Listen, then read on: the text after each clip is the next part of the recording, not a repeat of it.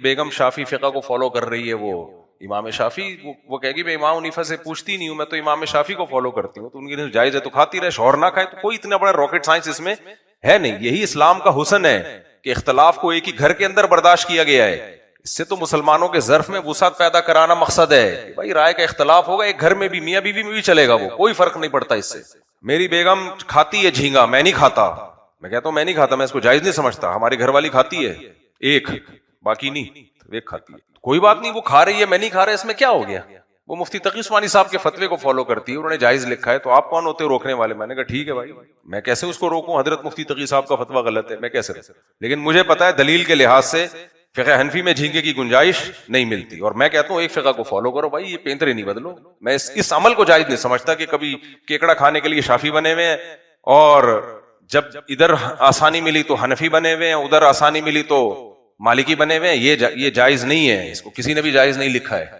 امت کی خیر اسی میں ہے کہ آپ کے موافق سواء وافق غرضہ ام لا, آپ جب کسی رائے کو فالو کرتے ہیں وہ آپ کے فیور میں جا رہی ہے یا نہیں جا رہی, اس سے غرض نہیں ہونا چاہیے, فالو کرنا پڑے گا آپ کو اس کو. اسماعیل بھائی نے ایک دفعہ سوال پوچھا تھا مجھ سے, مسقط والے, وہ بیچارے سعودیوں میں رہ کے نا عجیب سے ہو گئے ہیں, نہ حنفی رہے نہ سلفی رہے, عجیب سی چیز بنتے جا رہے ہیں. میں ان سے کہہ رہا ہوں آپ تو ٹھیک ہو, آپ کی اولاد کا کیا ہوگا, آپ تو ٹھیک ہو, آپ کے بچے ایک اسٹیپ اور آگے جائیں گے, پھر ان کے بچے 2 اسٹیپ اور آگے. دیکھو ہم 600 سال سے اگر حنفی ہیں تو 600 سال سے ایک ہی ٹریک پہ چلے آ رہے ہیں, 600 نہیں 1200 سال سے, اس میں تبدیلی نہیں ہے. ہمیں امید ہے ہماری نسل بھی ایسے چلتی رہے گی, لیکن جنہوں نے ایک مخصوص فقہ کی پابندی کو چھوڑ دیا نا, 1-2 نسلوں کے بعد وہ ٹریک سے بالکل ہٹ گئے ہیں. کیونکہ جب فقہ کی پابندی سے اپنے آپ کو آزاد کر لیا تو بے لگام, تو 1-2 نسلوں کے بعد وہ پروگرام بڑھ جاتا ہے, پروگرام بڑھ جائے گا. ایسے ہی تھوڑی امت کی علماء صالحہ نے اتنی بڑی تعداد میں فیصلہ کیا کہ جب یہ فقہ مدون ہو گئے تو ایک کو کیا کرنا ہے, فالو, دائیں بائیں لڑک. ہاں علماء کی ایک جماعت اگر فیصلہ کر دے کہ اس بارے میں ہم نے دوسری رائے لینی ہے, تو اس جماعت کی رائے کا پھر اعتبار ہے. جیسے شوہر گم جائے, مارکیٹ سے شوہر کیا ہو گیا, شارٹ ہو گیا, مل ہی نہیں رہا, تو اس بارے میں خود حنفی علماء نے ہی فقہ حنفی کو چھوڑا ہے, اور اس میں امام مالک کی رائے پر فتویٰ دیا ہے, وہ ضرورت کی بیس پہ. تو ضرورت کا فیصلہ ایک پوری علماء کی جماعت کرے گی, انڈیویجولی کسی کی رائے کا اعتبار نہیں ہوگا کہ آج گھر میں انڈا نہیں ہے تو میرا جھینگا کھانے کا دل چاہ رہا ہے. تو یہ دل چاہنا کوئی علامت نہیں ہے, جب ہے تو ایک ہی رائے ہے بس, اسی میں خیر ہے, اسی میں برکت ہے. تو وہ میں مثال دے رہا تھا نا کہ یہ کیا بات ہوئی کہ ایک گھر میں بیگم کیکڑا کھا رہی ہے اور شوہر نہیں کھا رہا, تو کوئی بات نہیں, بیگم فقہ شافی کو فالو کرتی, وہ کہہ رہی میں حنفیوں سے پوچھ ہی نہیں رہی ہوں بھائی. تو میرے گھر والوں میں ایک گھر والے جھینگا کھاتے ہیں, میں نہیں کھاتا, میں ان کو روک بھی نہیں سکتا نا, کوئی دلیل نہیں ہے. دلیل یعنی دلیل اس سینس میں کہ وہ مفتی تقی صاحب کے فتویٰ ہے نا, وہ کہہ رہے میں اس کو فالو کروں, تو ٹھیک ہے. عامی آدمی کے لیے تو کسی مفتی کی رائے ہی کو فالو کرنا پڑے گا جو ریلائبل مفتی. تو کیکڑا نہیں کھانے دوں گا میں. ہاں اگر فقہ شافی کو فالو, یہ اہل حدیث ہے, وہ کھا رہا ہے تو کھاتا رہے بھائی. تو یہ کیکڑا کیوں ہم نہیں کھاتے, اس کی میں آگے دلیل دے رہا ہوں ذرا, کہ میرا کلپ پھر ادھورے چلتے ہیں. لوگ کہتے ہیں یہ اندھے مقلد ہیں, بس امام حنیفہ نے کیکڑے کو غلط کہہ دیا تو بس یہ قیامت تک کیکڑا کیا ہو گیا, غلط ہو گیا. ایسا نہیں ہے بھائی, اندھے مقلد نہیں ہے, ہماری تقلید علی وجہ البصیرہ ہے. ہمارے اہل حدیث بھائی بولتے ہیں تقلید تو اندھی ہی ہوتی ہے. نا نا نا نا نا, there are 2 types of تقلید. یا آپ نے غلط پٹیاں کسی نے پڑھائی ہیں آپ کو, تقلید ہمیشہ اندھی ہوتی ہے, ایسا نہیں ہے. اندھی تقلید وہ تھی جو مشرکین اپنے باپ دادا کی کیا کرتے تھے. اولو کان آباؤہم لا یعقلون شیئا ولا یہتدون, کہ تمہارے باپ دادا نہ سمجھتے ہیں نہ جانتے ہیں, پھر بھی تم ان کی تقلید کرو گے. ہم تو ابو حنیفہ کی کرتے ہیں بھائی, جو سمجھتے بھی تھے اور جانتے بھی تھے, اور آدھی سے زیادہ امت نے ان کی اتباع کی ہے, آدھی سے زیادہ امت نے. پھر ہم نے ان کے دلائل بھی دیکھے ہیں, ڈیپ میں جا کے ان دلائل کا مطالعہ کیا ہے, تو پلڑا بھاری نظر آیا ہے ان کا. تو یہ اندھی تقلید نہیں ہے, اندھی ہوتی اپنے ماموں چاچو کی کر رہے ہوتے. کیا خیال ہے بھائی, امام ابو حنیفہ سے تو نہ ہمارے ماموں لگتے ہیں نہ چاچو لگتے ہیں, نہ قوم ایک ہے. خیر, تو بنو قریظہ میں نبی صلی اللہ علیہ وسلم نے صحابہ کی جماعت بھیجی کہ عصر کی نماز کوئی اس وقت تک نہیں پڑھے گا جب تک بنو قریظہ نہ پہنچ جائے. سمجھ میں آ رہی ہے بات؟ اب حدیث میں کیا آ گیا, عصر کی نماز بیچ میں پڑھنا جائز نہیں ہے. اختلاف ہوا, اب صحابہ جب راستے میں ہیں تو وہ قضا ہونے لگی نماز. اب صحابہ کرام کی رائے میں اختلاف ہو. بعض نے کہا دیکھو نبی نے فرمایا تھا کہ بیچ میں عصر کی نماز نہیں پڑھنی. بعض نے کہا دیکھو نبی کو یہ تھوڑی علم تھا کہ راستے میں نماز ہی قضا ہو جائے گی, یہ تو اس صورت میں حکم تھا کہ ہم ٹائم پہ پہنچ تو جائیں نا, قضا کرنے کی اجازت کہاں سے ہوگی؟ حافظوا علی الصلوات والصلاۃ الوسطی، قرآن کہتا ہے نمازوں کی حفاظت کرو، خصوصاً درمیانی نماز کی۔ اب نبی تو موجود نہیں ہے سامنے کہ وہ فیصلہ کر لیں کہ میری بات کا مطلب یہ نہیں تھا بلکہ یہ تھا، اگر نبی موجود ہوتے فیصلہ کروا لیتے، نبی موجود نہیں ہے تو صحابہ کی رائے میں اختلاف ہو۔ بعض نے کہا بھائی ہم تو حدیث کے ظاہری الفاظ کو لیں گے، نبی نے حکم دیا ہے کہ نہیں پڑھو، تو اس کا مطلب کیا ہے؟ نہیں پڑھو۔ بعض نے کہا ہم تو نبی کی منشا کو سمجھنے کی کوشش کریں گے، نبی کا مطلب یہ نہیں تھا، قرآن میں تو ہے کہ پڑھو۔ دونوں کا مقصد نبی کی اتباع، حدیث کی تشریح میں دونوں کا کیا ہوا ہے؟ اختلاف ہوا ہے۔ جب تشریح میں اختلاف ہوا، ایک ہی جگہ پر کچھ پڑھ رہے ہیں کچھ نہیں پڑھ رہے، تو اسماعیل بھائی کیکڑے سے بڑا اختلاف تو نماز کا ہے، کیا خیال ہے؟ ایک گھر میں اگر بیگم کیکڑا کھا رہی ہے، میاں کیکڑا نہیں کھا رہا، اس سے زیادہ بڑا اختلاف یہ ہے کہ ایک ہی لوکیشن پہ عصر کی نماز میں یہ نہیں کہ ایک رفع الیدین کر رہا ہے ایک نہیں کر رہا، نہ ایک پڑھ رہا ہے اور ایک نہیں پڑھ رہا، یہ زیادہ بڑا اختلاف ہے۔ نماز کی کیفیت میں بھی اختلاف نہیں ہے کہ ایک رکوع ایسے کر رہے ہیں ایک ایسے کر رہے ہیں، سب ایک جیسی نماز۔ اتنا بڑا اختلاف کہ پڑھنی ہے کہ نہیں پڑھنی ہے۔ اب کوئی فتنہ پرست ہو تو وہ بولے یہ دیکھو صحابہ کو دیکھو ایک دوسرے کے پیچھے نماز نہیں پڑھ رہے، وہ عصر پڑھ رہے ہیں، وہ کہنے نہیں، دونوں کا دعویٰ ہے کہ ہم نبی کو فالو کرتے ہیں، لیکن آپ دیکھو یار ان کو۔ اور عصر تمام نمازوں میں سب سے زیادہ امپورٹنٹ نماز ہے، کیونکہ اللہ نے پانچوں نمازوں کے پڑھنے کا حکم دیا لیکن عصر کی الگ سے تاکید کی ہے، تو پتہ چلتا ہے کہ پانچوں نمازوں میں سب سے زیادہ فضیلت کس نماز کی ہے؟ اسماعیل بھائی کو اسماعیل تو آئے گی انشاءاللہ، عصر کی نماز کی ہے سب سے زیادہ فضیلت، یعنی اہمیت۔ حدیث میں آتا ہے جس کی عصر کی نماز چھوٹ گئی ایسے جیسے سب کچھ چھین لیا گیا اس سے۔ اتنی بڑی اسلام کی، اور اسلام میں عبادات میں سب سے اہم عبادت نماز، اور اس میں بھی سب سے اہم عصر، اور اس میں بھی نماز کی کیفیت نہیں کہ 2 پڑھنی ہے 4 پڑھنی ہے کہ نہیں پڑھنی ہے۔ صحابہ کی 2 جماعتیں بنی ہیں، ایک نے پڑھی اور ایک نے نہیں پڑھی، کیکڑے سے بڑا اختلاف ہے یا نہیں ہے؟ کیا خیال ہے بھائی؟ ایک ہی جگہ پہ پڑھی بھی جا رہی، تو یہ اسلام اصل میں تربیت دے رہا ہے کہ مسلمانوں تھوڑا سا ظرف کیا کر لو، بڑا کر لو، اپنی رائے دوسرے پہ تھوپنے کی کوشش کائنڈلی مت کرو۔ ایک ہی جگہ پہ صحابہ میں بھی ہو سکتا ہے۔ تو جب یہ لشکر واپس لوٹا ہے، نبی کو پتا چلا، نبی نے کسی فریق کو ملامت نہیں کی، نبی نے یہ نہیں کہا یہ کیا، ابھی میں دنیا میں ہوں اور تم نے لڑنا شروع کر دیا آپس میں۔ صحابہ کہیں گے ہم نے لڑے تھوڑی ہیں، ہم تو جس رائے پر جس نے عمل کیا، جس نے جو بہتر سمجھا اس رائے پر عمل کر لیا۔ اسی وجہ سے نبی نے ملامت نہیں کی کہ جس کو جو رائے سمجھ میں آئی اس نے عمل کیا، لڑے نہیں۔ ہمارا مسئلہ یہ ہے کہ جس کو جو رائے سمجھ میں آ رہی ہے وہ دوسرے پہ تھوپ رہا ہے۔ اختلاف تو صحابہ میں ہوا ہے، بڑے مسائل میں ہوا ہے، تو ہمارا کیکڑے کا اختلاف تو بہت ہلکی چیز ہے میرے بھائی، سمجھتے ہوگے نہیں سمجھتے؟ تو ایک گھر میں ہو سکتا ہے کیکڑا کھانے والا بھی اور نہ کھانے والا بھی، ٹھیک ہے نا، کوئی اس نے پرابلم کی بات نہیں ہے، آپ کٹاکٹ کھائیں ایک نہ کھائے۔ یہ جو ہم کٹاکٹ کھاتے ہیں نا، حناف حنفی، جو یہ والا کٹاکٹ کی بات نہیں کر رہا، یہ تو سبھی کھاتے ہیں۔ ایک وہ کٹاکٹ ہوتے ہیں جو حنفی نہیں کھاتے باقی کھاتے ہیں، وہ والے کٹاکٹ کہتے ہیں زیادہ مزے کے ہوتے ہیں، تو کہتے ہیں اہل حدیث تو جائز کہتے ہیں، اہل حدیث سے پوچھ لے بھائی، ہم سے کیوں پوچھ رہے ہیں؟ تو ہم تو وہی بتائیں گے جو ہمیں، اور جس کو ہم پہ اعتماد ہے پھر وہ ہم سے پوچھے گا، جو ہمیں بیوقوف سمجھتے ہیں نہ پوچھے ہم سے۔ تو سارا اسلام ہم پہ اکیلے پہ تھوڑی اترا ہے، ہم نے کب کہا ہے؟ لیکن ہم کہتے ہیں آج کے اسکالر کو فالو ہی نہیں کرو بھائی، مجتہدین کو فالو کرو یار، مجتہدین کو فالو کرو۔ خیر، تو اختلاف ہوا نا صحابہ کرام کا، اس لیے کوئی حرج نہیں ہے اس میں۔ اچھا، اسماعیل بھائی ایک دلیل یہ دیتے ہیں کہ نبی صلی اللہ علیہ وسلم کی صحیح حدیث ہے کہ نبی صلی اللہ علیہ وسلم کو جب بھی 2 مشکل معاملات میں ابتلا ہوتا تھا، اختار ایسرہما، آپ اس میں آسانی کو ترجیح دیتے تھے۔ تو جب حضرات فقہا کا آپس میں اختلاف ہوگا تو جو قول آسان ہوگا ہم وہ والا لے لیں گے۔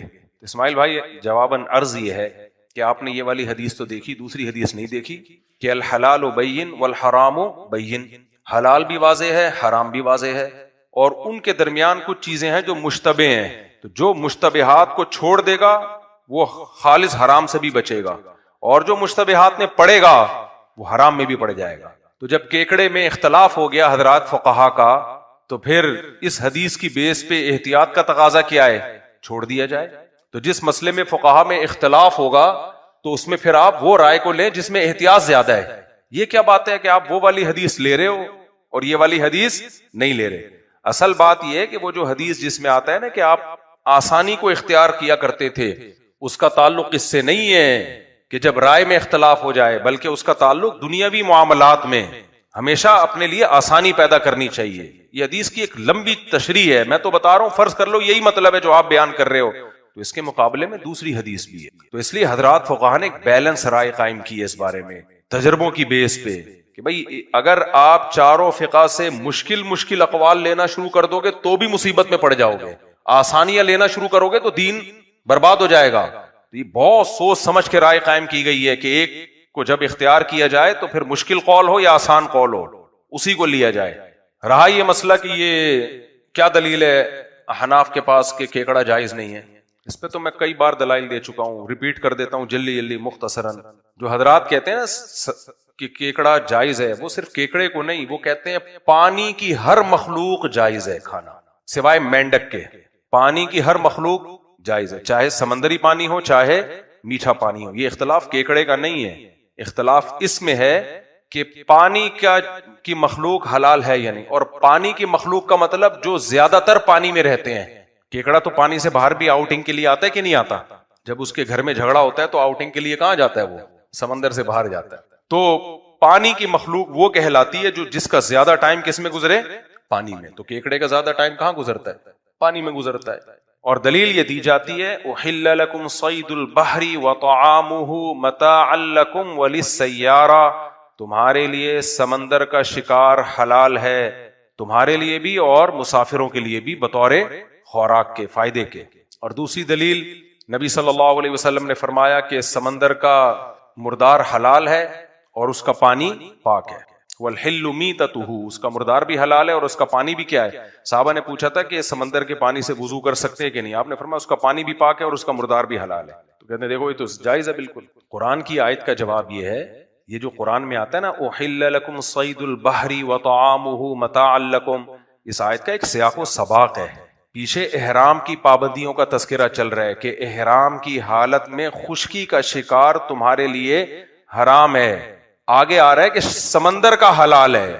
تو یہ آیت یہ بتانے کے لیے نہیں ہے کہ سمندر کی ہر مخلوق تم کھا سکتے ہو.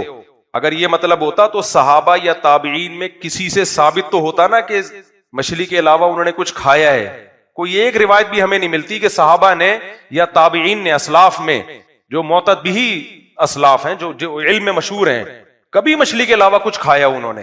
تو اس آیت کا مطلب یہ ہے کہ احرام کی حالت میں جو شکار پر پابندی ہے ان پابندیوں کا اطلاق خشکی کے شکار پہ ہوتا ہے, پانی کے شکار پر نہیں ہوتا.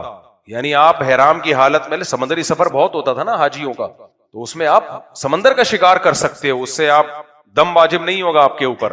اور یہ جو حدیث میں آتا ہے کہ اس سمندر کا مردار ہمارے لیے حلال ہے, تو اس سے مراد ہر قسم کا مردار نہیں ہے, اس سے مراد مخصوص مردار ہے جس کو مچھلی کہا جاتا ہے. دلیل اس کی کیا ہے؟ دلیل حدیث ہی ہے, صحیح حدیث ہے. آپ صلی اللہ علیہ وسلم نے فرمایا احلت لنا میتتان السمک والجراد. دیکھو قرآن میں ہر قسم کے مردار کو حرام قرار دیا. حرمت علیکم المیتۃ والدم ولحم الخنزیر, تم پر مردار حرام ہے, ہر طرح کا مردار اللہ نے حرام کیا ہم پر. پھر قرآن میں یہ بھی آتا ہے وَيُحَرِّمُ عَلَيْهِمُ الْخَبَائِث, تم پر خبیث چیزیں حرام ہیں. تو ہر طرح کے خبائث کیا ہیں؟ حرام ہیں. سمندر کی مخلوق کو علی الاطلاق جائز قرار دے دیا جائے تو ایسی چیزیں نکلتی ہیں کہ چائنیز بھی نہیں کھائیں. وہ گورے تو کھاتے ہی نہیں ہیں, گورے نہیں کھاتے وہ چیزیں, چائنیز بھی نہیں کھائیں گے. تو اہل اسلام کیسے کھائیں گے جو اتنے, جن کی تباہی میں اتنی پاکیزگی ہے, جو جانور بھی حلال جانور بھی ذبح کیے بغیر نہیں کھاتے کہ گندگی نکل جائے. تو وَيُحَرِّمُ عَلَيْهِمُ الْخَبَائِث. امام حنیفہ کی عادت ہے قرآن کو ہمیشہ سپیریئر رکھتے ہیں, پھر حدیث میں اس کے حساب سے تعویل کرتے ہیں. تو حدیث میں آتا ہے احلت لنا میتتان, دو مردار ہمارے لیے حلال, السمک والجراد, مچھلی اور ٹڈی.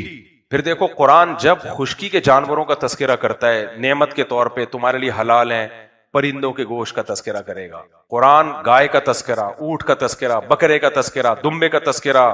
ثمانیۃ ازواج من الضأن اثنین ومن المعز اثنین قل آذکرین حرم ام الانثیین اما اشتملت علیہ ارحام الانثیین ومن الابل اثنین ومن البقر اثنین. اونٹ کا الگ تذکرہ, گائے کا الگ تذکرہ, اتنے سارے جانوروں کا. سمندر میں جب اللہ سمندر میں کھانے کی نعمت کا بیان کرتا ہے تو مچھلی کے علاوہ کسی اور چیز کا تذکرہ نہیں کرتے اللہ تعالیٰ, مچھلی کا نام لیا اللہ تعالیٰ نے. تو اور نبی نے فرمایا دو مردار حلال ہے ہمارے لیے، ایک ٹڈی اور مچھلی. تو اس سے پتہ چلتا ہے سمندر میں صرف دو چیزیں ہمارے لیے مستثنا کی گئی ہیں، مچھلی اور ٹڈی. پھر بھی اگر اسماعیل بھائی آپ کی سمجھ میں نہیں آتا تو کائنڈلی میں ایک سوال آپ سے پوچھ کے اپنی بات کو ختم کرتا ہوں. پھر آپ کھائیں کیکڑا، مجھے کوئی اعتراض نہیں ہے، لیکن آپ ہم پہ یہ نہ کریں کہ یہ لوگ ان کے پاس دلائل نہیں ہے. یہ تو ہمارا ظرف ہے کہ اتنے سارے دلائل ہو کے بھی اپنی بیوی کو جھینگا کھانے دے رہے ہیں. کیا خیال ہے؟ اتنے سارے دلائل ہو کے بھی. تو اگر آپ پھر اس کے قائل ہیں نا کہ تمہارے لیے سمندر کی مخلوق حلال ہے، تو پھر ہر مخلوق حلال سوائے مینڈک. مینڈک مستثنا ہے حدیث. مستثنا کا مطلب یہ کہ مینڈک کے بارے میں تو صراحت ملتی ہے کہ ناجائز ہے وہ. تو اسی سے پتہ چلتا ہے کہ اگر قرآن کی آیت کو علی الاطلاق لیا جائے کہ سمندر کی ہر مخلوق حلال ہے، تو پھر مینڈک بھی حلال ہونا چاہیے. لیکن مینڈک کا بارے میں تو چونکہ پوچھ لیا تھا نبی سے سوال، تو اس لیے آپ نے فرمایا حرام ہے. تو اسی لیے فرمایا کہ وہ مچھلی کے علاوہ میں آتا ہے.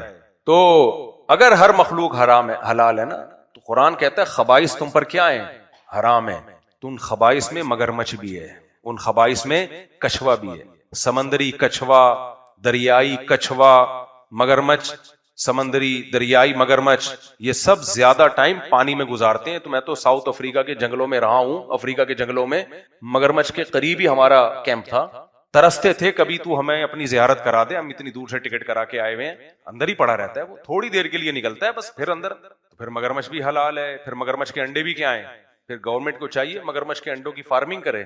کبھی آپ مگرمچھ کے انڈوں سے بچے نکلتے ہوئے دیکھ لو، آپ بولو گے بھائی یہ حلال نہیں ہو، چھپکلی ٹائپ کی چیز ہے وہ. چائنا والے تو کھاتے ہیں آج تک، تو ہم ان پہ اعتراض کرتے رہے. اسی وجہ سے بعض فقہا نے یہ لکھ دیا ہے کہ یہ حلال ہے.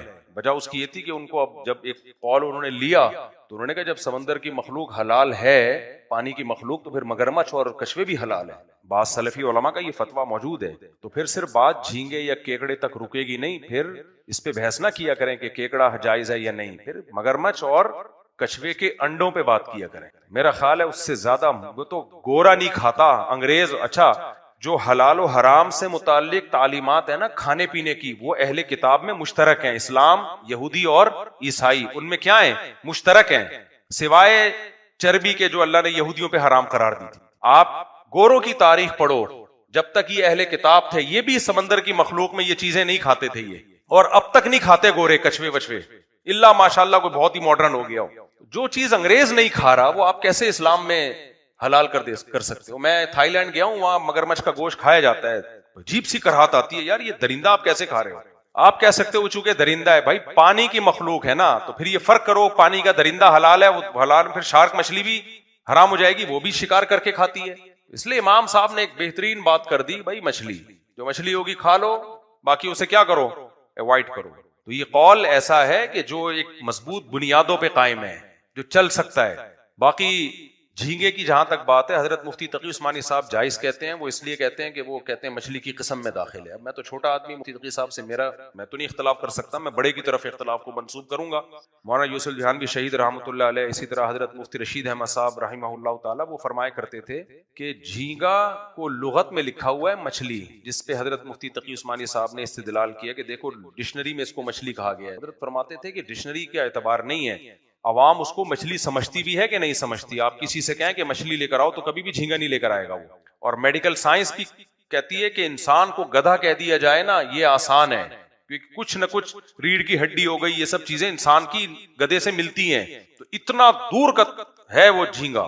ہاں اختلاف کا فائدہ یہ ہوتا ہے فقہا کے کہ جہاں ابتلا بہت زیادہ ہو جائے تو پھر خود احناف دوسرے فقہ پہ فتویٰ دے دیتے ہیں جہاں ضرورت ہو. تو یہ احناف کا ظرف ہے کہ وہ اپنی رائے پر ایسے قائم نہیں ہوتے کہ بس یہی ہے، تو کہتے ہیں جہاں ضرورت ہوگی وہاں دوسری رائے پہ فتویٰ دیا جائے گا. تو اب کچھ ممالک ایسے ہیں جو صدیوں سے جھینگا کھاتے کھاتے ہی بڑے ہوئے ہیں، ان سے پوری قوم سے دنیا چھڑوا دو، جھینگا نہیں چھڑوا سکتے آپ. تو وہاں پھر ابتلا، عموم بلوہ بھی ایک شرعی ضرورت ہوتی ہے نا، ابتلا کسی چیز میں بہت زیادہ ہو جائے.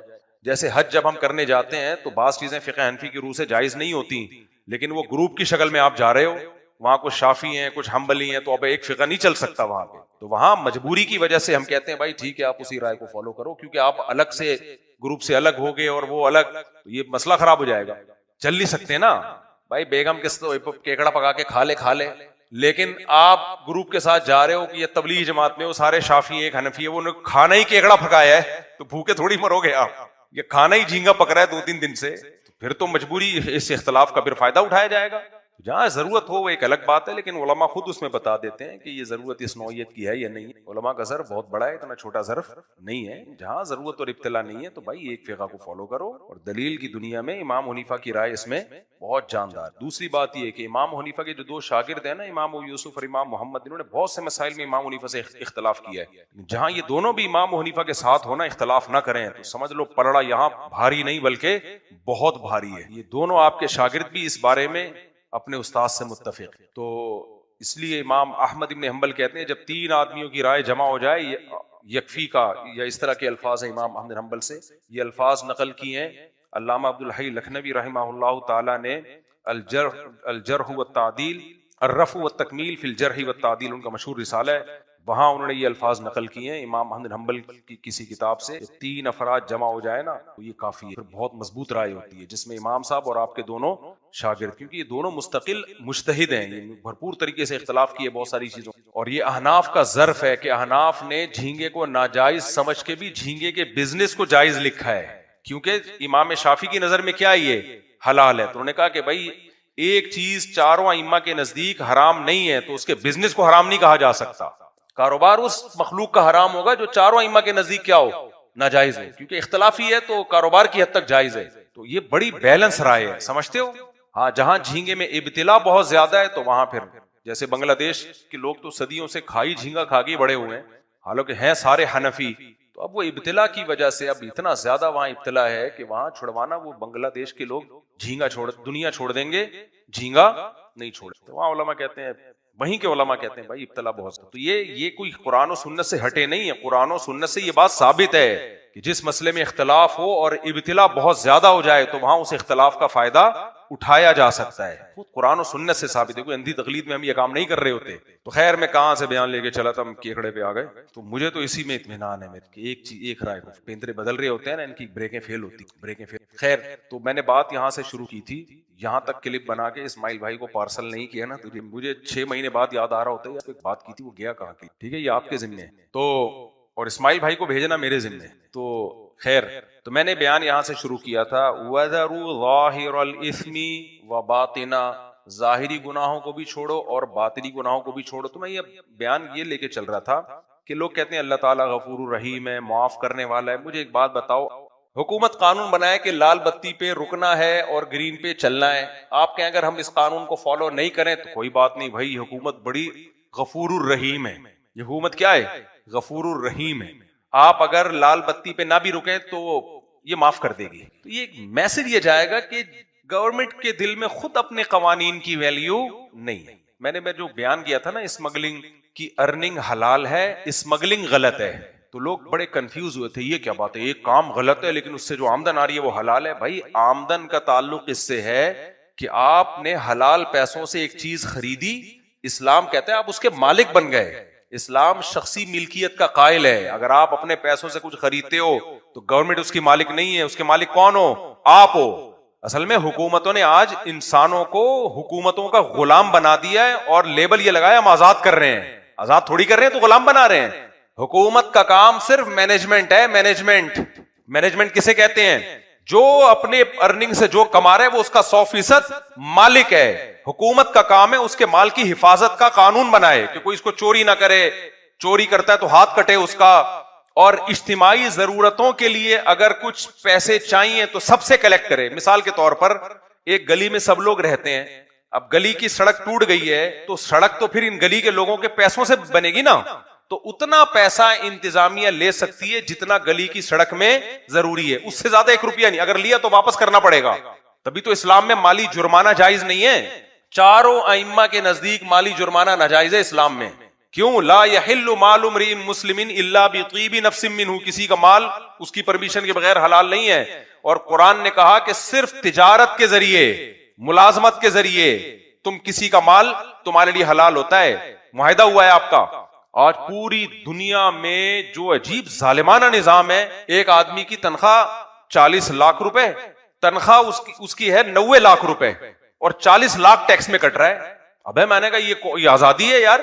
دنیا میں مجھے ایک بات بتاؤ، بڑے بڑے گنڈوں نے بھی حکومت کی ہے، وہ بھی ایک دفعہ بندوق رکھ کے آپ کی جیب سے پیسے لے کے چلے گئے نا۔ ایک صاحب آئے، میرے لاکر سے 80 لاکھ چوری ہو گئے، میں کہتا ہوں اگر تم کسی انگریز کے کنٹری میں ہوتے, ہر مہینے 40 لاکھ تمہارے بینک سے چوری ہوتے, اس پہ تم خوش ہوتے کہ میں بلیک منی کو کیا کر رہا ہوں, وائٹ دھندا ہے میرے بھائی, دھندا ہے یہ. کافر میں کبھی کوئی خیر نہیں ہے. ان لوگوں نے دنیا کو کنٹرول کرنے کے لیے, انسانوں کی مال کو اپنے قبضے میں لینے کے لیے قوانین بنائے, اور اچھے اچھے الفاظ, تمہارا جو منی ہے وہ بلیک ہے یا وائٹ ہے, اور جو ٹیکس دیتا ہے تو اس کا پیسہ جو ہے وائٹ ہو گیا, تو ٹیکس لے کے آپ کا پیسہ تو بلیک ہو گیا نا. آپ کس بیس پہ لے رہے ہو؟ صرف اتنا لیا جا سکتا ہے جتنا پبلک کو شدید ضرورت ہو. شدید ضرورت کسے کہتے ہیں؟ جو اجتماعی مفاد کی, جیسے ڈیفنس ہے, بھائی فوج پہ پیسہ خرچ ہوگا, پولیس ہے, عدلیہ ہے, یہ حکومت کے, کیونکہ جج ہمارے لیے بٹھایا ہوا ہے نا, اگرچہ نہیں بٹھایا ہوا لیکن ہمارے لیے. پھر وہ جمعے کا دن ہے کہ بھائی جب کوئی مسئلہ ہوگا تو پھڈا ہوگا تو ان لوگوں کے مسئلے حل کرنے کے لیے. تو جتنا ضرورت ہے اتنا, اس سے زیادہ کی اجازت نہیں ہے. آپ باہر ملکوں میں جاؤ, اتنا ٹیکس, اور پبلک کہتی ہے, اتنا بیوقوف بنایا ہوا پبلک کو, کہتے ہیں ہر چیز فری ہے. میں جب گورے کے میں نام نہیں لیتا ملک کا, میں گیا ایک کنٹری میں, تو انہوں نے کہا مفتی صاحب یہ پاکستان نہیں ہے, یہاں سب کیا ہے, فری. بڑا انسپائر ہوا ہم کہ یار ہمارا تو کچھ بھی فری نہیں ہے. ہماری تو مرغی فری میں انڈے نہیں دیتی, ایک دن ہم اپنی گائے کو کم چارہ ڈالیں نا رلاتی ہے دودھ میں. تو تمہارے سب کچھ فری یار, اسکول کی تعلیم فری, علاج فری. بڑا متاثر ہوا. ہمارے ایک دوست تھے, وہ کسی فضائی جہازوں کی کمپنی میں بڑی اچھی پوسٹ تھے. میں نے کہا آپ کی تنخواہ, انہوں نے ڈالر میں بتائی تو پاکستانی 80 لاکھ 1 کروڑ کے قریب بن رہے تھے. اب تو زیادہ ہو گئی ہوگی ماشاءاللہ یار, بس ویل ڈن. کہتے ہیں ملتے نہیں. میں نے کہا کتنے؟ کہتے ہیں 43% کٹتا ہے, 43 لاکھ روپے ہر مہینے وہ گورنمنٹ کو. میں کہا میرے بھائی پاکستان میں آپ 43 لاکھ روپے آپ سیو کر لو, کوئی بھی چیز فری میں نہ ہو پھر بھی فری ہوگی. اور کیا, پتہ نہیں کن احمقوں کی جنت میں رہتے ہو یار. ہاں وہ اس پہ خوش ہیں کہ اتنا کچھ ہو کے بھی ہمیں 60 لاکھ میں بھی ہمارا جو ہے نا وہ گزارا ہو جاتا ہے, اچھا گزارا ہو جاتا ہے. 43% ٹیکس کٹتا ہے. گزارا تو ہوگا جب گورنمنٹ مالداروں سے 43% ٹیکس لے کے. اب دیکھو عجیب حساب کتاب ہے یار. حکومت کہتی ہے ہم آپ کے بوڑھے والدین کی کیئر کرتے ہیں اولڈ ہوم میں. کیا کر رہے ہو تم کم بختو, تم اپنی جیب سے کر رہے ہو. اس بڈھے نے بیچارے نے ساری زندگی ٹیکس دیا ہے, اور اس کو تم اولڈ ہاؤس میں کیرم بورڈ کھلا رہے ہو, ڈبو کھلا رہے ہو اس کو اولڈ ہاؤس میں. اتنا بھاری بھرکم ٹیکس لے کے ریٹرن میں یہ دے رہے ہو تم اس کو. اسلام نے یہ نہیں کہہ دیا کہ بھائی وہ ٹیکس نہ دے, جتنا بنتا ہے وہ تو دیں, میں اس کا مخالف نہیں ہوں, کچھ تو بنتا ہے. گورنمنٹ کو حکومت چلانے کے لیے کچھ تو ٹیکس بہرحال چاہیے, لیکن اس کا اصول اور ضابطہ شریعت میں کیا ہے؟ وہ یہ ہے کہ الضرورۃ تقدر بقدر الضرورہ. جیسے گلی میں سڑک بن رہی ہے تو میں محلے والوں سے پیسے اتنے کلیکٹ کروں گا جتنے سڑک کے بننے میں استعمال ہو, بس اس سے زیادہ واپس کر دوں گا. یہی ہوگا نا, 1 روپے بھی حلال نہیں ہے اس سے زیادہ. تبھی تو ہم جو اجتماعی قربانی مسجدوں میں ہوتی ہے, ہم لوگوں سے کہتے ہیں بھائی اجتماعی قربانی یہ کوئی سورس آف انکم کا ذریعہ نہیں ہو سکتی ہے, کیونکہ اگر آپ سورس آف انکم اس کو بناتے ہو تو پھر شرعی احکام ہے خرید و فروخت کے. پھر یہ کہ پہلے قبضہ کرو, اپنے رزق میں لاؤ, پھر اس جانور کو بیچو. قبضے کے بغیر آپ جانور نہیں بیچ سکتے. لہذا جو اجتماعی قربانیاں ہوتی ہیں اس میں مسجد اگر بزنس کر رہی ہے, مدرسہ بزنس کر رہا ہے, تو پہلے جانور خریدے گا, اپنے قبضے میں لے گا, اس کے بعد پبلک کو بیچے گا, پھر پروفٹ کما سکتا ہے. آپ تو پبلک کی طرف سے وکیل بن کے جانور خریدنے ہیں, تو وکیل تھوڑی کمیشن لے سکتا ہے. اگر وکیل کمیشن لے گا تو بتا کے لے گا کہ میں آپ کی طرف سے جانور خرید کے قربانی کر رہا ہوں, اس پہ مجھے اتنا پیسہ چاہیے, فری میں نہیں کر رہا. وہ تو کوئی متعین نہیں ہوتا.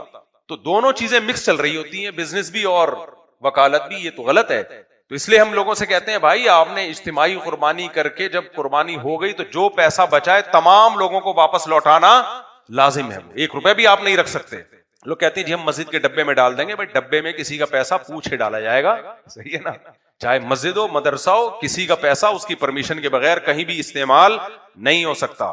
معاملات آج کل پوٹ پٹانگ چل رہے ہیں. تو ٹیکس کا بھی یہی مسئلہ ہے کہ بوقت ضرورت بقدر ضرورت, بس اس سے زیادہ نہیں ہے. اب لوگ کیا کرتے ہیں, جو گاڑیاں آتی ہیں نا, ہاں میں نے اسمگلنگ کی بات کر رہا تھا, تو میں نے کہا بھائی اسمگلنگ میں شریعت یہ کہتی ہے آپ نے اپنے ذاتی پیسوں سے ایک گاڑی خریدی یا گندم کی بوری خریدی, وہ آپ کی ہے, شریعت اس کو آپ کی ملکیت مانتی ہے. اب آپ اس کو اپنے ملک میں لا رہے ہو, گورنمنٹ یہ سمجھتی ہے اگر ملک میں اس طرح سے گندم آئے گی تو ہماری گندم کہاں جائے گی, اس سے مسائل کھڑے ہو سکتے ہیں. ٹھیک ہے, قانون بنایا جا سکتا ہے کہ بھائی اس سے جو ہے نا اجتماعی طور پر ملک کی معیشت کو نقصان ہو, بول تو اس قانون پہ بھی بہت سارے تحفظات ہیں, لیکن خیر میں اس بحث میں نہیں جاتا، لیکن ہم فرض کر لیتے ہیں کہ ہوتا ہو ایسا فائدہ ہوگا اس میں. گاڑیوں کے بارے میں کہا جاتا ہے اگر ہم آنے دے دیں تو کراچی کے سڑکوں پہ تو جگہ ہی نہیں ہوگی چلنے کی. جب چلنے کی جگہ نہیں ہوگی نا، دیکھو اصول پتہ ہے کیا ہے شریعت. نبی صلی اللہ علیہ وسلم نے فرمایا دعوا الناس، تجارت میں لوگوں کو اپنے حال پہ چھوڑو. یرزق اللہ بعضهم ببعض، اللہ ایک دوسرے سے سب کو روزی دے گا، سب کی ایک دوسرے سے ضرورتیں پوری کرے گا اللہ تعالیٰ. اور صحابہ نے پوچھا یا رسول اللہ ہم چیزوں کی قیمتیں متعین کریں، آپ نے فرمایا ان اللہ هو المسعر، چیزوں کی قیمتیں اللہ متعین کرتا ہے. جب ایک چیز بہت زیادہ ہوتی ہے تو اس کی طلب خود بخود کم ہوتی ہے، وہ چیزیں خود بخود سستی ہوتی ہیں. روڈ پہ جب جگہ نہیں ہوگی تو کون گاڑی خرید کے چلائے گا بھائی؟ کہیں گے ہٹاؤ یا پھر دوسرے سڑکیں بناؤ نا اگر جگہ نہیں ہے. ایک گاڑی 1,00,000 روپے کی یعنی 1 کروڑ روپے کی گاڑی ہے، وہ ہمیں کتنے کی مل رہی ہوتی ہے؟ 3-3.5 کروڑ کی مل رہی ہوتی ہوگی. خیر میں گورنمنٹ کے معاملات میں ٹانگ نہیں اڑاتا، لیکن کھوپڑی میں آنے والی چیزیں ہیں نہیں ہے. آپ اتنا ٹیکس لے رہے ہو تو، اور پھر چلو لے لیا یار لگاؤ تو صحیح. اب دیکھو ہماری گورنمنٹ نے ماشاءاللہ کتنا اچھا کام کیا، آن لائن وہ کیمرے لگا دیے ہیں، جو بھی غیر قانونی کام کرے گا فوراً اس کو پینلٹی لگ کے آ جائے گی. سیل بیلٹ نہیں ہے پینلٹی لگ کے آ گئی. بہت اچھا ماشاءاللہ. دبئی والا کیا خیال ہے؟ تو سڑکیں کون سی ہیں؟ سڑکیں آپ کی جو چل رہی ہیں وہ ہیں آپ کی، کسی جنگل میں بھی ایسے کھڈے نہیں ہوتے. جب آپ نے لوگوں سے پیسہ کمانے کا جو آپ کا طریقہ ہے وہ آپ کس کو فالو کر رہے ہیں؟ دبئی کو. مزہ نہیں آیا، مزہ نہیں آیا. سندھ حکومت بہت اچھی سڑکیں بنا دیتی، جو فیسلٹیز لوگوں کو دینی ہے وہ دے دیتی، پھر کلیکشن کرتی. ہم کہتے کوئی بات نہیں یار، ہم سے لیا جا رہا ہے ہم پہ ہی لگ رہا ہے. گٹر کے ڈھکن تک تو میں نے ابھی خود لگوائے ہیں، ڈھکن میں نے خود لگوائے ہیں. اپنی گلی میں ہمارے 2 گٹر کھلے ہوئے تھے، کتنے واقعات آ رہے ہیں نا، بچے گرے اور نکلے وہاں سے، تو بھی میں نے خود لگوایا. اور سیمنٹ سے لگوائے تاکہ ہیروئن چی نہ لے کے جائے اس کو، کیونکہ ہیروئن چی لے جاتے ہیں، کوریدرے ہوں گے ہیروئن چی اس کو لگے ہوں گے روزانہ آ کے نا ایک ہتھوڑی مار کے جاتے ہوں گے، پتہ بھی نہ چلے، آخری دن پتہ چلے گا ڈھکن غائب. خیر تو فری پھوکٹ کا کچھ بھی نہیں ہے، سب پیسے لیے جا رہے ہیں لوگ، اور غاصبانہ پیسے ہیں، ناجائز پیسے ہیں. جو ناجائز پیسے ہیں تو پھر کہاں سے برکت ہوگی بھائی؟ تو میں یہ عرض کر رہا تھا کہ کوئی بھی قانون جب بنایا جاتا ہے تو اس قانون بنانے والا ہی اگر اس میں لچک پیدا کر دیا، تو میں فقہا کے اختلاف کی بھی مثال دے رہا کہ مجتہد یا مفتی جب کوئی رائے دیتا ہے تو اس کا مطلب ہوتا ہے یہ ٹھیک ہے، جس کو وہ درست سمجھتا ہے وہ رائے بیان کرے گا، تو اس کی یہی ذمہ داری ہے، وہ یہ بتا دے گا کہ یہ جائز نہیں ہے بس. تو اگر آپ کو کسی اور مفتی کی رائے پر اعتماد ہے اس کو فالو کرو، لیکن خواہشات کی بیس پہ نہیں، علم اور تقوی کی بیس پہ، خواہشات کی بیس پہ نہیں. ورنہ تو آج کل مفتی مارکیٹ میں ہول سیل کے حساب سے آپ کو، اگر آپ نے 3 طلاقیں دی نا، آپ چاہتے ہو یہ 1 ہو تو بھی مفتی مل جائیں گے. آپ کی بیوی چاہتی ہے نہیں پوری 3 ہی ہو جائیں تو بھی مفتی مل جائیں گے آپ کو. بیوی کو آپ پسند نہیں ہو وہ تو 3 والا لے آئے گی. آپ چاہتے ہو یہ 3 دی ہیں 1 بھی نہ ہو، یہ بھی مفتی مل جائیں گے آپ کو. 1 بھی نہیں، غامدی صاحب کہیں گے 1 بھی نہیں ہوئی ہے. آپ چاہتے ہو اگر میں 1 تو ہو کسی طریقے سے وہ بھی مل جائیں گے. جس پتھر اٹھاؤ گے نیچے سے مفتی نکلے، کوئی معیار نہیں ہے. ہر شاخ پہ الو بیٹھا ہے، انجام گلستان کیا ہو. مارکیٹ میں یہ دین تھوڑی ہے، تو دین کے ساتھ مذاق ہے بھائی. تو خیر میں یہ عرض کر رہا تھا کہ دیکھو جب بھی کوئی قانون بنایا جاتا ہے، قانون بنانے والا ہی پہلے سے کہہ دیں نہیں جو مرضی کر رہا ہے. تو جب دنیا میں ایسا نہیں ہے، لوگ اس کو بیوقوف اور احمق کہتے ہیں، اس باس کو احمق سمجھا جائے گا. سر آپ کہہ رہے ہو 8 بجے آنا ضروری ہے، پھر جب آپ سے پوچھا جائے کہ ضروری اگر نہیں آئے تو کیا ہوگا، تو آپ کہیں گے کچھ بھی نہیں ہوگا، میں غفور رحیم ہوں. تو اس کا مطلب ضروری نہیں ہے پھر وہ. تو آپ سوچو کہ جب ایک دنیا کا ایک چھوٹا سا باس ایسی احمقانہ حرکت نہیں کر سکتا کہ اپنے قانون کو خود ہی وہ آپ کی نظروں میں گرا دے، تو خدا کیسے کر سکتا ہے یہ کہ وہ قانون بنا رہا ہے کہ نماز پڑھنا فرض ہے، اور سب سے زیادہ اہم آرڈر کس کا دیا ہے قرآن میں؟ نماز کا. پھر ہم پوچھیں اللہ اگر میں چھوڑ دوں کوئی بات نہیں، اللہ غفور رحیم ہے. نہیں بھائی، غلط غفور رحیم کو غلط جگہ فٹ کر رہے ہو. قرآن شروع یہاں سے ہوتا ہے الذین یؤمنون بالغیب ویقیمون الصلاۃ. ایمان کی پہلی علامت غیب پر ایمان، وہ غیب جس کے برحق ہونے پر دلیل قائم ہے قرآن و سنت کی. اور اس کے بعد ایمان لانے کے بعد سب سے پہلا کام کیا کرتے ہیں؟ نماز پڑھتے نہیں ہیں، قائم کرتے ہیں. پڑھنے کا تو ذکر ہے ہی نہیں. قائم کا مطلب جماعت سے پورے خشوع و خضوع کے ساتھ، ٹرخانے والا کام نہیں. جو پڑھنے والے وہ بھی ہر آدمی اخپل طریقے سے پڑھ رہا ہے، اخپل طریقہ ہے ہر آدمی کا. میں کوئی ادھر پڑھ رہا ہے کوئی ادھر پڑھ رہا ہے. مسجد کی جماعت ہے بھائی، یہ مسجد کس سلسلے میں بنی ہے؟ فجر کی نماز میں آپ دیکھ لو کتنے نمازی ہوتے ہیں. ابھی جمعے میں جتنے نمازی ہیں، فجر میں بھی اصولی طور پر اتنے ہی ہونے چاہیے نا. لیکن آپ ان سب نماز سے پوچھو اللہ بہت غفور اور رحیم ہے، تو بھائی اللہ نے پھر فجر فرض کیوں کی ہے؟ اللہ نفل. دیکھو اشراق کی نماز اگر ساری دنیا نہ پڑھے کوئی عذاب آئے گا؟ کیونکہ اللہ نے ہی اس کو فرض نہیں کیا نا. کیا خیال ہے؟ اللہ نے ہی فرض نہیں کیا. فجر تو اللہ نے فرض کی ہے، ظہر اللہ نے فرض کی ہے، عصر اللہ نے فرض کی ہے، مغرب اللہ نے فرض کی ہے، عشاء اللہ نے فرض کی ہے، اس میں کیسے یہ ممکن ہے کہ آپ چھوڑ دو بھائی؟ ابو مسعود رضی اللہ تعالیٰ عنہ یا عبداللہ ابن مسعود صحابی کے نام میں مجھے تھوڑا سا تردد ہو رہا ہے، ان کی صحیح بخاری مسلم کی حدیث ہے، وہ کہتے ہیں ہم نبی کے دور میں کسی عمل کوئی گناہ اگر ہو جائے نا، اس کے بارے میں یہ نہیں سمجھتے تھے کہ اس گناہ کے کرنے سے انسان کافر ہو جاتا ہے، لیکن نماز چھوڑنے والے کو ہم یہ سمجھتے تھے یہ اسلام سے کیا ہے، خارج، کیونکہ کسی مسلمان کی یہ مجال نہیں تھی کہ وہ نماز چھوڑ دے۔ اب اس حدیث کی تشریح میں وہی بات ہے نا، حدیث کی تشریحات میں اختلاف ہوتا ہے، عبداللہ بن مسعود یا ابو مسعود رضی اللہ عنہ، ان کی حدیث سمجھ میں آئی؟ بخاری مسلم کی حدیث، وہ کہتے ہیں دیکھو اس میں فقہا کا اختلاف ہے کہ کسی گناہ کو کرنے سے کافر ہوتا ہے کہ نہیں ہوتا، تو جمہور علماء کہتے ہیں گناہ کوئی بھی کر لو اس سے انسان کافر نہیں ہوتا، گنہگار ہوتا ہے، کیونکہ کفر کا تعلق عقیدے سے ہے، عمل سے نہیں ہے۔ کوئی زنا کر لے، اللہ نہ کرے، شراب پی لے، چوری کر لے، تو اس سے گنہگار تو ہوگا، اسلام سے خارج نہیں ہوگا، لیکن نماز چھوڑنا ایک ایسا جرم ہے، ایسا گناہ ہے کہ جس کے بارے میں تین امام مالک، امام ابو حنیفہ، امام شافعی کہتے ہیں کہ کافر تو نہیں ہوتا، کفر کے قریب پہنچ جاتا ہے، لیکن امام احمد ابن حنبل رحمہ اللہ تعالیٰ کہتے ہیں کہ اگر کسی نے جان کر فرض نماز چھوڑ دی تو وہ سچی مچی میں کافر ہو جاتا ہے۔ سمجھ میں آ رہی ہے بات کہ نہیں آ رہی؟ وہ سچی مچی میں کیا ہو جاتا ہے؟ تبھی آپ نے عرب کو دیکھا ہوگا، وہ کچھ بھی ہو نماز نہیں قضا کرتے، نماز نہیں قضا کرتے، وجہ اس کی وہ تو اسلام سے ہی نکل جائیں گے ہم، اور اسلام سے نکلنے کا مقصد کیا ہے؟ نکاح بھی ٹوٹ گیا، اگر آپ نے حج کیا تھا تو وہ حج بھی کیا ہو گیا؟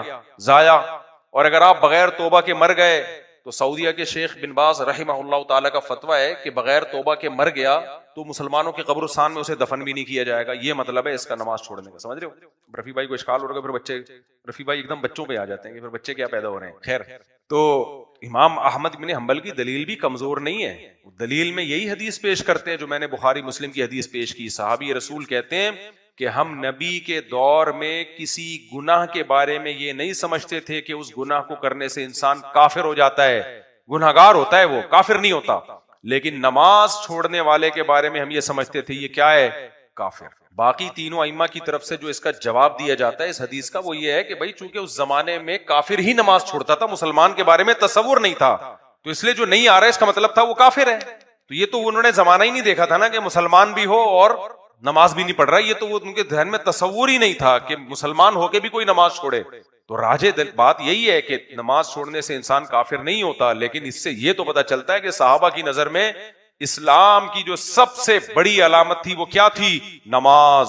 مسجد میں آ رہا ہے نہیں آ رہا ہے تو مسلمان ہے، نہیں آ رہا ہے اس کا مطلب مرتد ہو گیا یہ، وہ واقعی اس کو مسلمانوں کے قبرستان میں دفن نہیں کرتے، وہ سمجھتے تھے کہ یہ تو کافر، مسلمان ہوتا تو آتا نا، لیکن آپ سارے بے نمازیوں سے پوچھو، کہتے ہیں اللہ بہت غفور رحیم ہے، اللہ معاف کرنے والا ہے، اللہ مغفرت کر دے گا، اس کا مطلب یہ تو اللہ کا ایک طرح سے معاذ اللہ کے حکام کا مذاق اڑانا ہو گیا۔ کیا خیال ہے؟ مذاق اڑانا ہو گیا کہ نہیں ہو گیا؟ وہ کہہ رہا ہے، درجنوں جگہوں پہ علامات بیان کر رہا ہے، مومن نماز قضا نہیں کرتا، میدان جنگ میں نماز قضا کرنے کی اجازت نہیں دی، میدان جنگ میں نماز قضا کرنے کی اجازت نہیں، اس سے بڑی کوئی ضرورت ہو سکتی ہے؟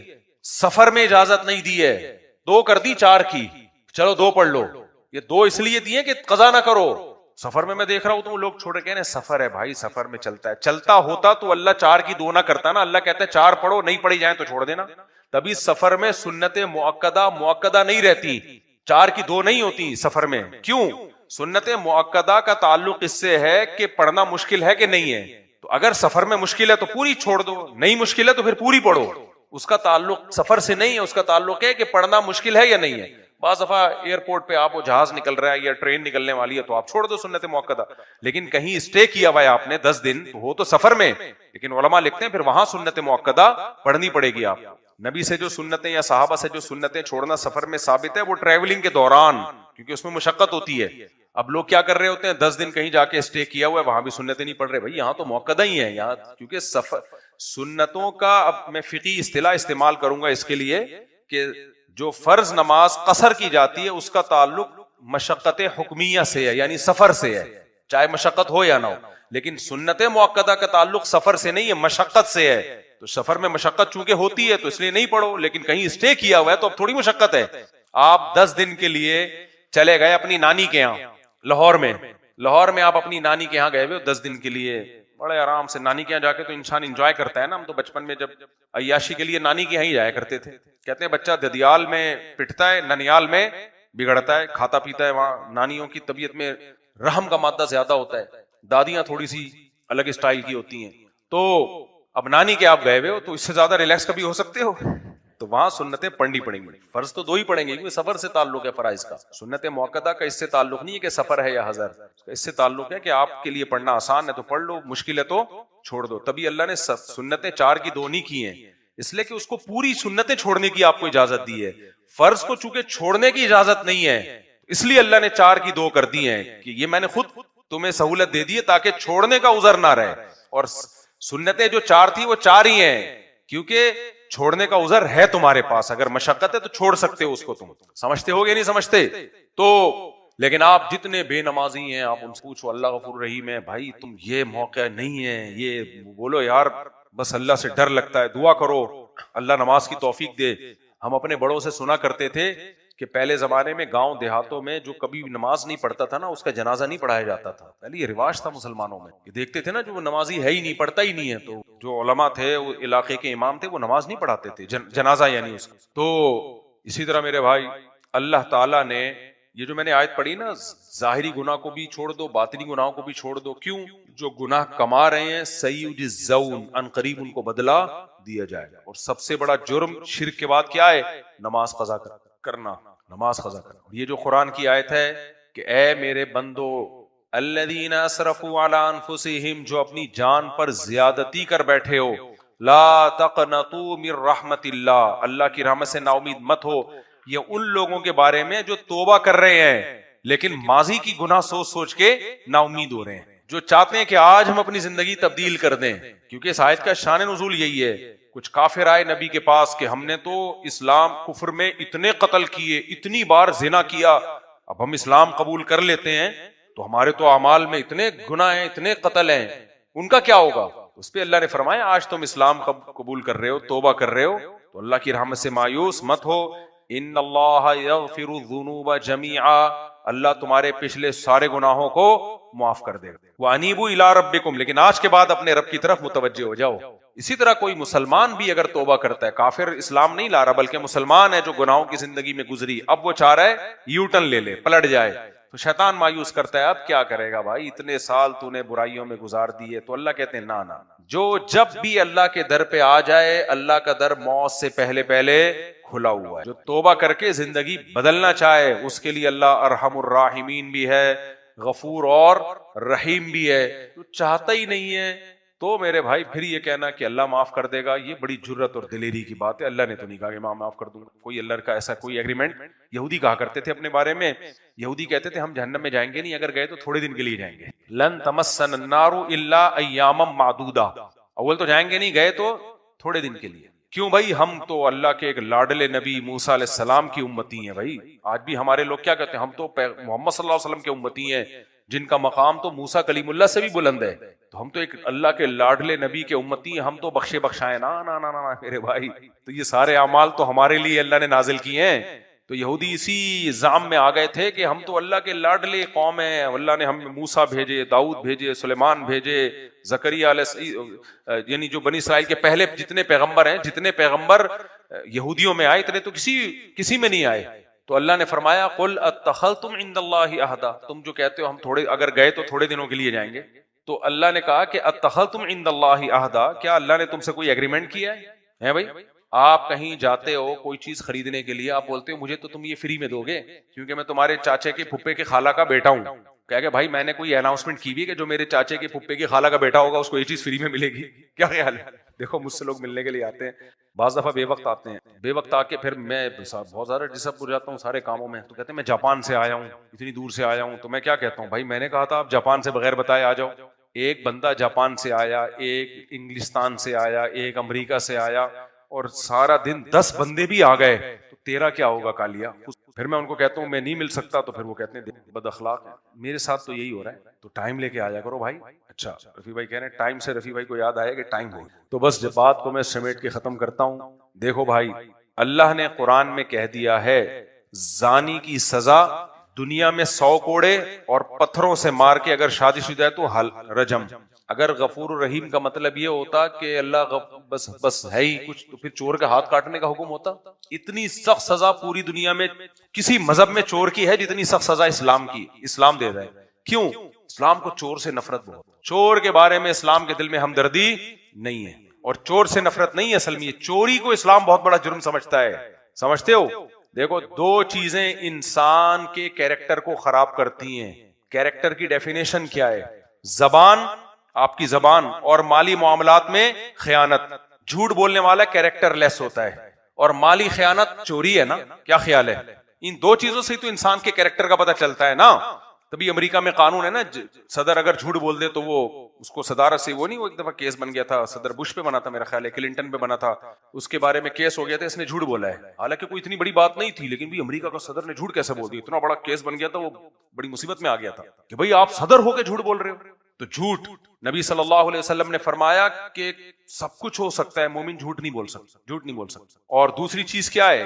پیسوں کے معاملات میں آپ دو نمبری، کسی کا پیسہ کھا رہے ہو آپ، یہ مسلمان نہیں کر سکتا۔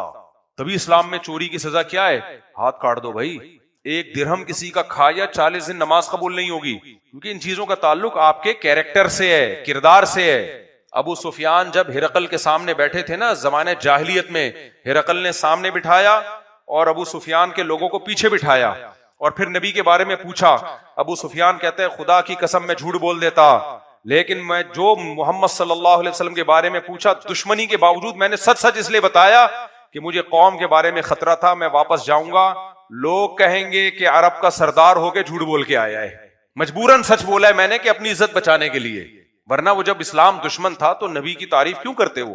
تو مجھے سچ بولنا پڑا کہ ایسا نہ ہو کہ میں جاؤں تو واپس یہ لوگ کیا بولے ہیں، عرب کا سردار ہے اور کیا کر رہا ہے، جھوٹ بول رہا ہے۔ تو اسلام میں میرے بھائی چور کا ہاتھ جو ہے نا، یہ چوری کو اسلام میں ہلکا جرم نہیں سمجھا گیا، چوری کو بڑا جرم سمجھا گیا ہے۔ تو آپ بتاؤ، اگر اللہ تعالیٰ چور کے بارے میں بھی رحم والے جذبات رکھتے تو ہاتھ کاٹنے کا حکم دیتے ہیں؟ بھائی یہ جو ڈکیتیاں کرتے پھر رہے ہیں موبائل اسنیچنگ اور بندوق سے، لوگ بڑا ترس کھا رہے ہوتے ہیں، ہائے ہائے بیچارے کو موقع دو۔ میں کہتا ہوں نہیں، موقع دیا تو تم بڑے ظالم ہو گئے، اسلام موقع نہیں دے رہا۔ ڈاکو کی سزا اسلام میں قرآن نے بیان کی ہے کہ چوک پہ لٹکا دو، دایاں ہاتھ اور بایاں کا پاؤں کاٹ کے اس کو۔ اللہ کو ترس نہیں آ رہا، اللہ کو خودکشی کرنے والے پہ ترس نہیں آ رہا، ہم لوگ ترس کھا رہے ہوتے ہیں، ہائے بیچارے نے خودکشی کر لی، ہائے بیچارے نے کر لیا، ہائے بیچارے نے۔ اور بھائی اگر اتنا قابل ترس ہوتا تو اللہ جہنم کی آگ میں کیوں پھینکتا اس کو؟ خودکشی جرم ہے بھائی، قابل ترس نہیں ہے، کیونکہ یہ بڑھتی جا رہی ہے ہماری سوسائٹی میں۔ بات بات میں بلیک میلنگ، یہ نہیں کیا تو میں یہ کر لوں گا، کر لے بھائی تو مر جا۔ ایک صاحب نے مجھے کہا میری بیگم مجھے ایموشنل بلیک میلنگ کر رہی تھی۔ آج کل بیگمات یہ ایموشنل بلیک میلنگ پہ بہت آئی ہوئی ہیں، ڈرامے دیکھ دیکھ کے، اس میں ایموشنل بلیک میلنگ ہی چل رہی ہوتی، وائٹ میلنگ تو آج کل ختم۔ تو وہ کہہ رہے، مجھے کہنے لگی کہ اگر آپ نے یوں کیا تو پھر میں یہ کر لوں گی اور میں یہ کر لوں گی۔ میں نے کہا بیگم سے بولو کہ فی الحال ایڈوانس میں کر لو آپ، کیونکہ اس طرح کی بلیک میلنگ میں اگر بندہ آ گیا نا وہ کسی کام کا نہیں رہتا۔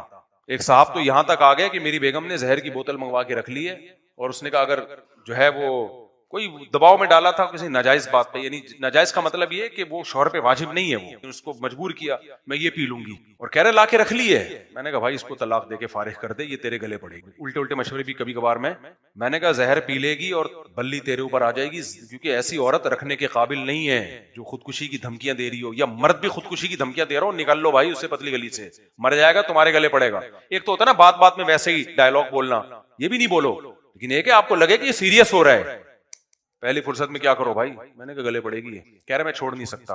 اب اس وقت متحدہ کا دور تھا، MKM کا، میں نے کہا میں چھوڑ نہیں سکتا، کہہ رہے متحدہ کی ہے۔